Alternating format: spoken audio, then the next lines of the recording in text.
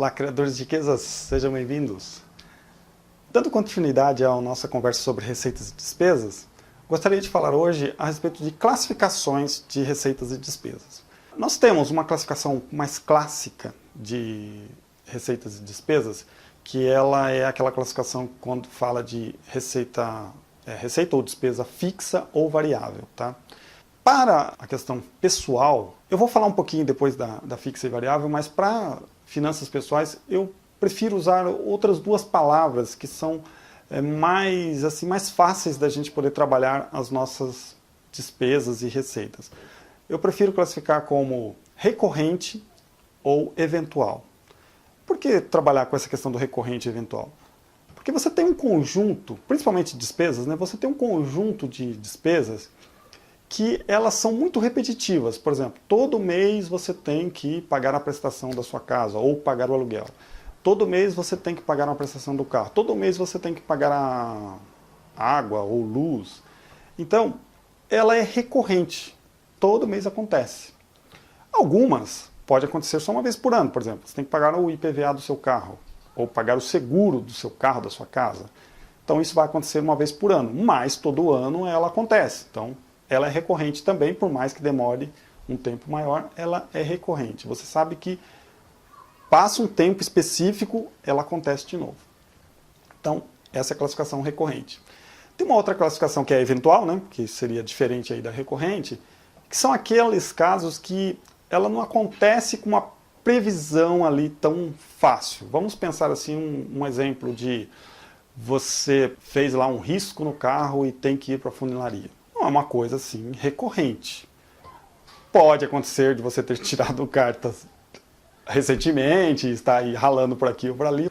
Acontece de vez em quando, acontece com uma frequência que não dá para mensurar, então é alguma coisa eventual. Então você pode classificar então alguma despesa desse tipo, né, de olha, uma funilaria no carro, de repente não aquela mecânica que é a revisão normal do carro, mas de repente um conserto que você teve que fazer no carro que não tinha como prever, ou outras despesas de outra forma, talvez alguma coisa ligada à saúde, né? Que você é uma pessoa saudável, não tem nenhum tratamento recorrente e de repente num momento X ou Y aconteceu alguma coisa e você teve que gastar com saúde. Então, são coisas eventuais que não tem como você prever. Então veja, recorrente, alguma coisa que mesmo que demore, você sabe que vai acontecer numa previsão de tempo. A eventual é alguma coisa que não tem como você prever o tempo e ela vai acontecer.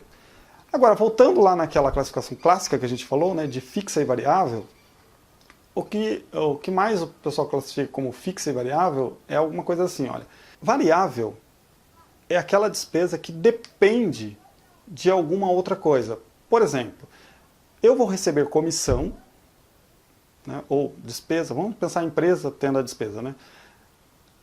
A empresa vai pagar uma comissão para o vendedor, depende da quantidade de vendas que ele fizer. Ou eu vou pagar um imposto X, dependendo da quantidade de coisas que eu vender. Se eu aumento vendas, eu aumento o meu imposto junto. Se eu, por exemplo, aumento vendas, aumenta a comissão junto. Então, se eu estou recebendo, né, vai aumentar porque eu vendi. Se eu estou pagando, vai aumentar a minha despesa porque o vendedor vendeu lá. Então, essa variável é alguma coisa que a despesa depende de alguma outra coisa. Conforme algum outro fator aumenta, a despesa aumenta ou a receita aumenta.